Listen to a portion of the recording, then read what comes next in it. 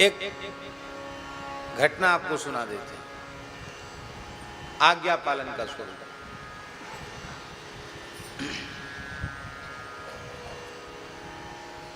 एक खंडवा सुना होगा आपने, मध्य प्रदेश में खंडवा क्षेत्र में एक महापुरुष की धूनी है, समाधि है, धूनी वाले दादाजी। नर्मदा खंड के बड़े प्रसिद्ध महापुरुष हो गए धूनी वाले दादाजी। उनको लोग शिव रूप ही स्वीकार करते हैं कि शिव जी ही है। धूनी वाले दादाजी का इतिहास आपको मालूम होगा।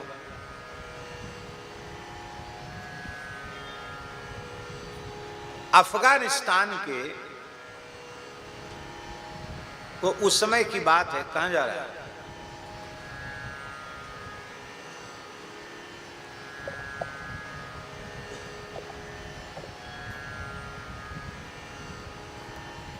अफगानिस्तान के उस समय ये विभाजन नहीं था, सब विशाल भारत ही था। आपको सुनकर हमारे पूज्य गुरुदेव पहाड़ी बाबा महाराज अफगानिस्तान तक पैदल गए, कोई भेद ही नहीं था। काबुल गंधार तक पैदल गए। काबुल गंधार अफगानिस्तान में ही तो है। और महाराज जी कहते साधुओं की बहुत सेवा होती थी उस क्षेत्र में।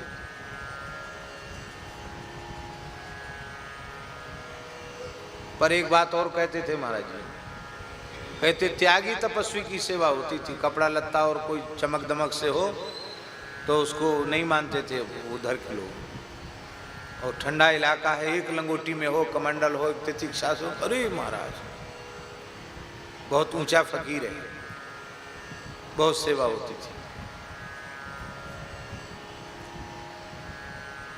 तो अफगानिस्तान का उनका शरीर था। वहां तक सब हमारे ब्राह्मण क्षत्रिय वैश्य सब उधर रहते थे, माने वैदिक सनातन सभ्यता वहां थी। क्षत्रिय परिवार का उनका जन्म था।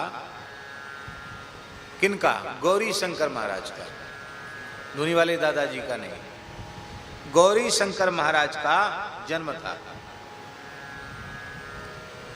और भगवान शिव के प्रति उनकी जन्मजात भक्ति थी। कोई जन्मांतरीय संस्कार होगा।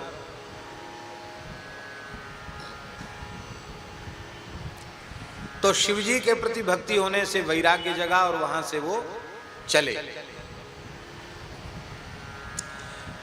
विचरते विचरते आए तो उज्जैन में एक मठ में, उस मठ में भी हम होके आए हैं, वहां उन्होंने संन्यास दीक्षा ले ली।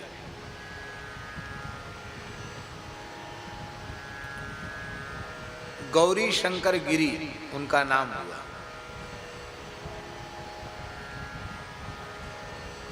अब उन्होंने गुरुजी से कह दिया कि हम तो केवल शिव जी का प्रत्यक्ष दर्शन करने आए हैं और कोई हमारा प्रयोजन नहीं है।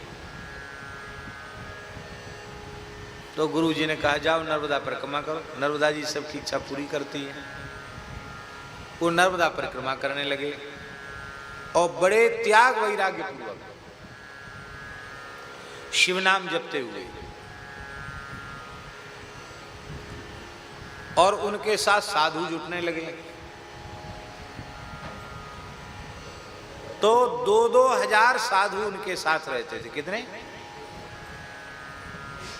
2000-2500 साधु हमेशा साथ चलते थे उनके। और वो परिक्रमा में ही रहते थे। धीरे धीरे व्यवस्था जुटने लग गई। बैलगाड़ियों में सामान भी चलता था और भी सामान, बैलों पर लदकर भी सामान चलता था। जमात बहुत बड़ी चलती थी नर्मदा परिक्रमा की। 3 वर्ष 3 महीना और 13 दिन का जो विधान है, उस विधान से उन्होंने 13 परिक्रमाएं की। कितनी परिक्रमाएं? तो कितना वर्ष व्यतीत हो गए हैं? जो भी हो गणित आप लोग लगाते रहना, हम तो पढ़े नहीं हैं। 42 वर्ष। आपकी बात पर हम भरोसा कर रहे हैं, झूठ हो तो आप जानना है। 42 वर्ष हो गए उनको परिक्रमा करते करते। और शिव जी का दर्शन नहीं हुआ। तमाम योग की सिद्धियां उनको हस्तगत हो गई। नर्मदा खंड के परम सिद्ध पुरुष के रूप में वे विख्यात हो गए। शिव जी का दर्शन नहीं।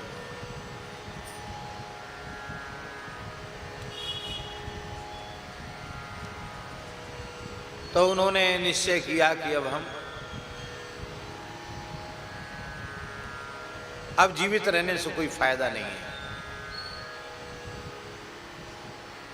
आप विचार करो, 20-22 साल की उम्र में तो सन्यास लिया उन्होंने।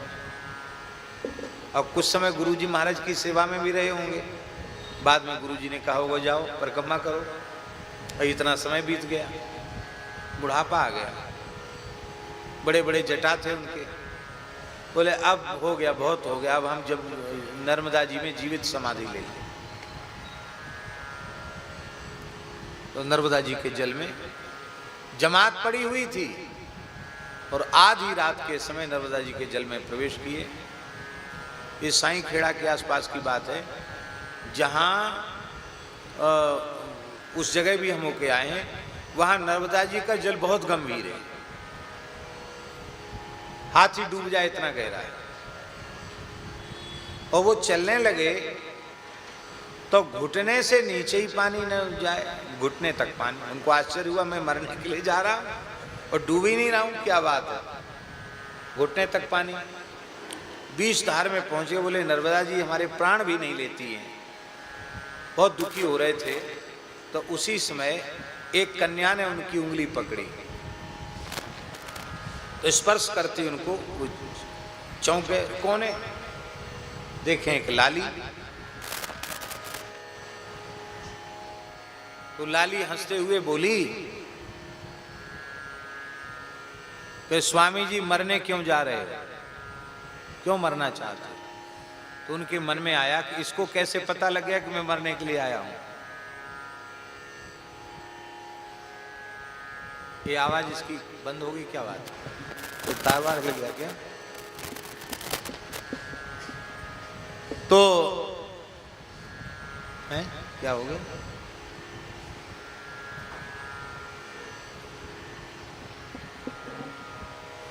ठीक। मरने आए हो? उन्होंने कहा हाँ मरने आए हैं। तो हम तो तुमको नहीं मरने देंगे। कि तुम नहीं मरने दोगी, तुम हो कौन? हम तुम्हारी बात नहीं मानते।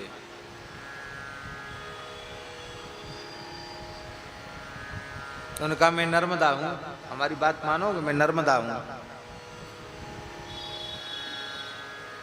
तुम नर्मदा हो? बोले हाँ नर्मदा हूं। तो आप अपने चिन्मय स्वरूप में दर्शन दो तो मैं भरोसा करूं। नर्मदा जी का करो दर्शन। तो साक्षात भगवती नर्मदा जी ने अपने दिव्य रूप में दर्शन दिए। बोले चलो भगवान शिव जी के दर्शन तो नहीं हुए, आपके दर्शन हो गए, अब अनुमति दो हम जल समाधि लें जीवित।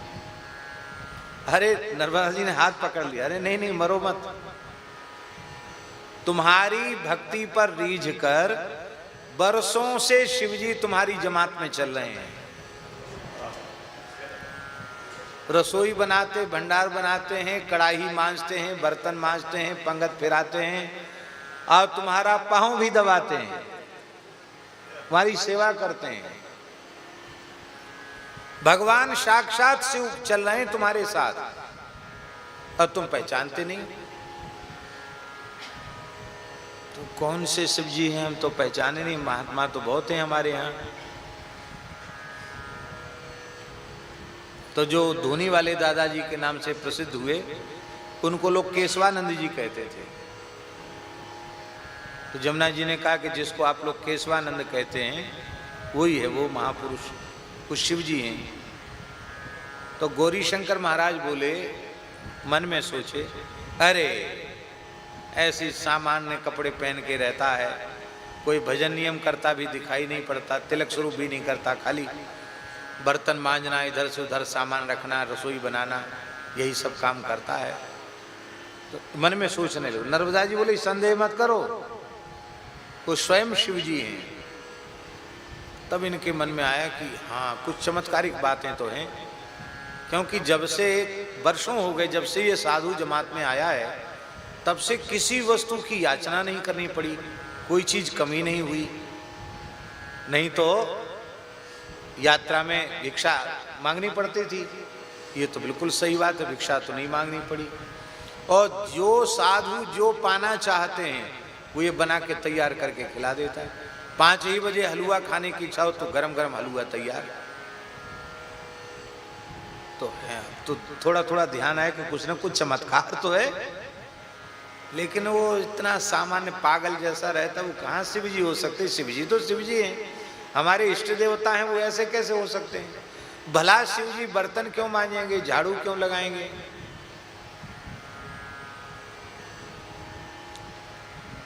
तो नर्मदा जी मन में सोच रहे थे। नर्मदा जी ने कहा, संदेह मत करो, जाके चरण पकड़ लेना। तो वो लौट के आए, जमात जहां पड़ी थी, और भोर का सवेरे का समय था, सवेरे 4 बजे का समय होगा। और केशवानंद जी कड़ाही मांज रहे थे गूंजा लेकर के, भंडार चिताना। तो फिर उनको संदेह हुआ कि अरे ऐसी नर्मदा जी बहका रही हैं, कड़ाही मांजने वाला शिव जी कैसे होगा? फिर नर्मदा जी ने कहा, भूलो मत, चरण पकड़ो। तो जैसे ही उन्होंने चरण पकड़े, वो तो मांज रहे थे, जैसे ही चरण पकड़े तो ऐसे मुड़ के उन्होंने ऐसे देखा। जैसे ऐसे मुड़ के देखा तो चंद्रमा, त्रिनेत्र, त्रिपुंड्र, गंगा जी उच्छलित हो रही, साक्षात शिव जी। बोले बस हो गया, तुमने हमको पहचान लिया और हमने तुमको पहचान लिया। ऐसा कह के वो वहां से चले गए, जंगल में चले गए। फिर बहुत समय के बाद वो कबीलू होते हैं ना, जो खपरेल के, उनको फेंक फेंक के बच्चों को मार रहे, बच्चों के साथ खेल रहे। और कोई बैलगाड़ी में लगी, बैलगाड़ी में चलो मोड़ारो, चलो चलो, लो रथ हाँको। बच्चों के साथ जैसे कोई पागल खेले, ऐसे खेलते रहते थे। वही आगे चलकर धूनी वाले दादाजी के नाम से प्रसिद्ध हुए। और गौरी शंकर महाराज तो फिर उनका काम बन गया। उसके बाद वो जमात में नहीं रहे, वो तो जमात घुमाते ही रहे, पर वो फिर जमात में, ये जमात में नहीं रहे। केशवानंद जी महाराज ये अंतर्धान हो, बोले तुमने हमको पहचान लिया और हमने तुमको पहचान लिया, और फिर अलग हो गए।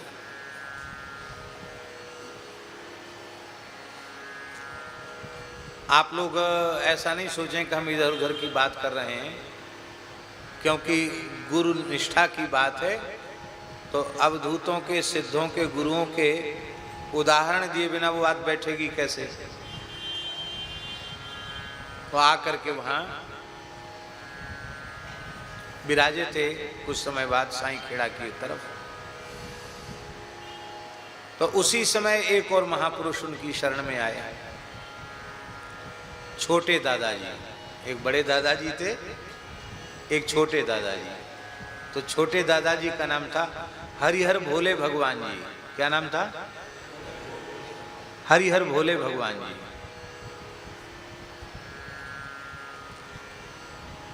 उनको भी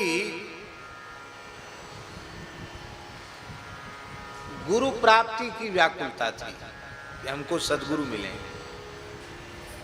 जो भगवत साक्षात्कार करा सकें, ऐसे सद्गुरु मिले। तो पूरे भारतवर्ष में विचरण किया उन्होंने, पूरे भारतवर्ष में। लेकिन ये भी पहले से निश्चित होता है। आप महाराज जी से क्यों जुड़े? पहले से कभी सोच रखा था कि ऐसे लोकोत्तर भगवत प्राप्त, भगवत स्वरूप समर्थ सद्गुरु हमें मिलेंगे? और न जाने कौन से गुण पर दयानिधि रीझ जाते हैं।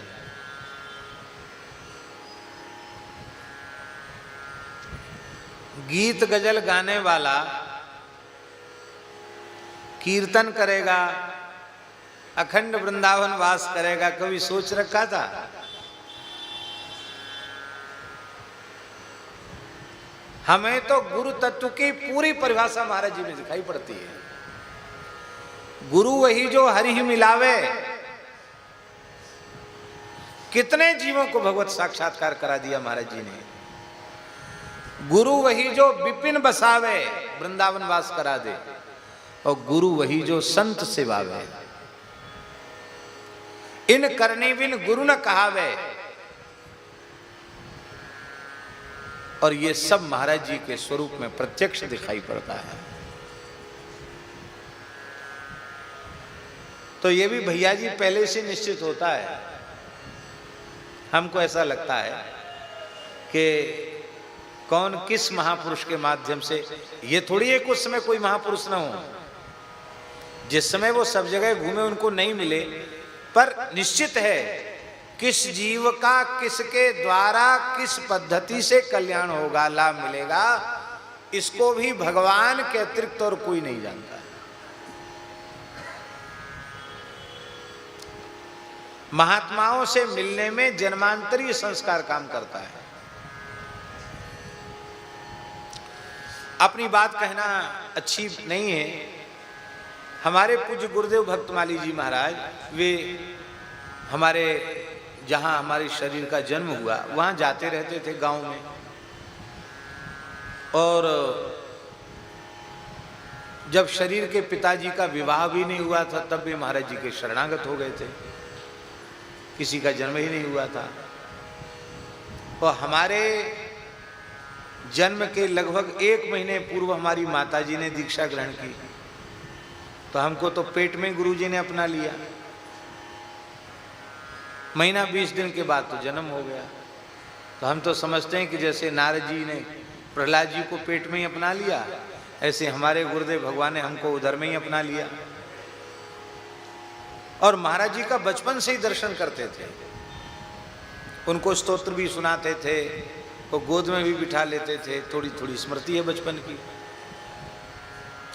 हम लोग उनको भक्तमाल के छप्पे गा के सुनाते थे, भाई बहन कीर्तन सुनाते तो महाराज बड़े प्रसन्न होते थे।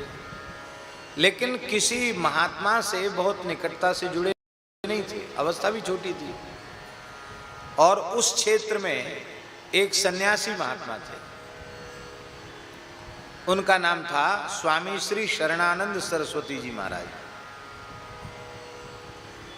बरुआ सागर वाले स्वामी जी उनको लोग कहते थे, और बुंदेली लोग उनको कहते थे झिन्ननवाय महाराज।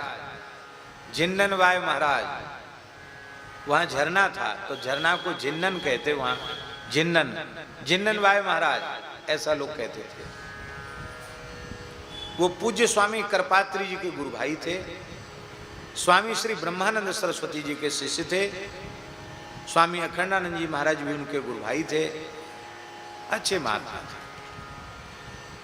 स्वामी करपात्री जी के संबंध में हमने सुना है कि वे कहते थे कि सन्यास धर्म का पूर्ण पद्धति से पालन करने वाला कोई सन्यासी देखना हो तो शरणानंद जी महाराज को देखना चाहिए।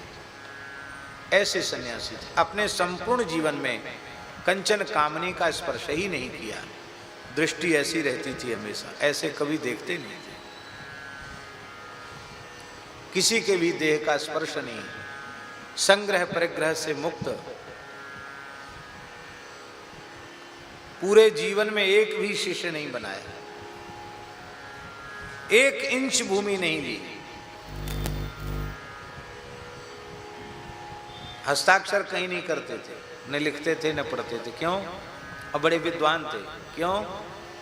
बोले सन्यासी अपना पिंडदान कर देता है, मुर्दा थोड़ी कहीं लिखता पड़ता है। ऐसे विचित्र महात्मा थे, विलक्षण संत थे। और प्रेमी इतने बड़े थे कि हरिनाम का उच्चारण करते ही, श्रवण करते ही उनके अश्रुधार बहने लग जाते थे, उनका काषाय वस्त्र भीग जाता था। महामंत्र में बड़ा प्रेम था, हरे राम राम राम। ये महामंत्र का कीर्तन उनके यहाँ खूब होता था और विकल हो जाते थे कीर्तन सुन करके। प्रायः मौन रहते थे। चातुर्मास से बड़ा कठोर करते थे। 4 महीने किसी भी मनुष्य का दर्शन नहीं करते थे, एकांत साधन करते थे। बहुत विशेषताएं थी उन महापुरुष में। तो उनका चातुर्मास जब पूर्ण होता था तो वो अपना मौन खोलने के लिए किसी निकटवर्ती किसी देवस्थान में आकर मौन खोलते थे 4 महीने बाद। तो उनका व्रत पूर्ण हुआ चातुर्मास, और एक गांव के पास में एक हनुमान धारा करके स्थान है, वहाँ वो अपने मौन खोलने के लिए आने वाले थे।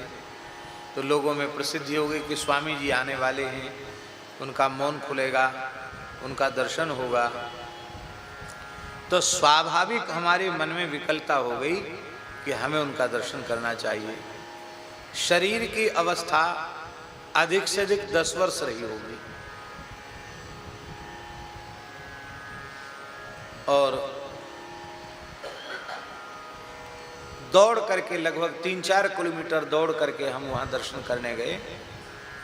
तो बड़ी भीड़ थी उनके दर्शन के लिए, और स्वामी जी हाथ में जप माला लेकर जप कर रहे थे। थोड़ी देर में उनका मौन खुलने वाला था। तो हम जाकर के एक खंभे के सहारे बैठ गए। उनके धीरे धीरे, बच्चे तो कहीं भी खुसक के चले जाते हैं ना, तो जाकर के खंभे के सहारे बैठ गए। बड़ी श्रद्धा से स्वामी जी का दर्शन करने लगे। थोड़ी देर में उनके जब जप पूर्ण हुआ, उनके नेत्र खुले, तो सबसे पहले उन्होंने नेत्र खोलकर मेरी ओर ही देखा, और लगभग 1 मिनट के करीब लगातार मुझे देखते रहे। ऐसे देखते अपलक नेत्रों से, हम भी उनकी ओर देखते रहे, कुछ बोले नहीं। इसके बाद उन्होंने कीर्तन कराया, हरिश शरणम, ये कीर्तन कराया। हरिश शरणम कीर्तन से ही मौन खोला, और एक संक्षिप्त प्रवचन उनका हुआ, हमें आज भी याद है। उमा कहूँ मैं अनुभव अपना, सत हरि भजन जगत सब सपना, ये चौपाई बोली। और अब प्रभु कृपा करो यही भांति, सब तज भजन करो दिन राति। बस 2 चौपाई बोली, और कहा बस सार भगवान का नाम है, नाम जप करो। बस ये उन्होंने एक कीर्तन कराया। कीर्तन के बाद उन्होंने दास को इशारा किया, ए बालक भगवान इधर आओ। पास में बुला लिया। वे किसी को नहीं छूते थे। एकाध कोई ब्रह्मचारी उनका जो निकट सेवा में था वही उनके किसी वस्तु को छूता था, सबको छूते नहीं थे वो। तो पास में आए तो उन्होंने मेरे सिर पे हाथ रखा, अपने आप स्पर्श भी किया, हाथ रखा, और कहा कि कुछ सुनाओ। तो हमें उस समय भी कुछ याद थे, गोपी गीत याद था, और राम रक्षा स्तोत्र याद था, कुछ चीजें याद थी। तो अब पता नहीं कैसे हमारे मन में प्रेरणा जगी कि श्रुत कमला कुछ मंडल ये सुनावे इनको। तो गीत गोविंद का ये पहले सर्ग का है, श्रुत कमला कुछ मंडल धृत कुंडले, कलित लित बनमाल जय जय देव, ये सुना। ये सुनते ही वे भावाविष्ट हो गए, और कहा ये किसका बालक है। तो शरीर के पिताजी वहाँ व्यवस्था में थे, क्यों वो अध्यापक थे, हेडमास्टर थे, तो अपने बच्चों के लिए वहाँ की सफाई दफाई व्यवस्था में होते। तो उन्होंने कहा अच्छा पंडित जी आपका पुत्र है? हाँ, वाह बहुत अच्छी। इसके बाद अब देखो कोई बीच में माध्यम नहीं जोड़ने का, हमारे और स्वामी जी के बीच में कोई माध्यम नहीं, केवल उन्होंने हमारी ओर देखा और हमने उनको देखा, और ऐसा प्रेम हो गया जैसे किसी माँ का बिछड़ा हुआ बालक उसे मिल जाए और माँ प्रसन्न हो जाए, ऐसे प्रसन्न हो गए वो मेरे ऊपर। और थोड़े ही समय बाद वो हमको अपने साथ ले गए, हमको भेजा नहीं। एक हनुमान जी के मंदिर पे आए थे, बोले पिताजी को प्रणाम करो, हनुमान जी को प्रणाम करो, मेरे पास बैठ जाए। उनकी गाड़ी में बैठ गए। पिताजी से बोले कि आप तो दे नहीं रहे हैं, और ये हमारी वस्तु है, हम ले जा रहे हैं। ले गए हमको, उनके आश्रम में रहे। अतिशय कृपा उन्होंने दास पर की, बहुत कृपा की। उनके निकट रहकर खूब कृपा का अनुभव हुआ। उतनी छोटी आयु में एक महापुरुष की अतिशय निकटता, ये कोई जीवन का स्वर्ण काल था, कोई बहुत बड़ी ठाकुर जी की महती कृपाई थी।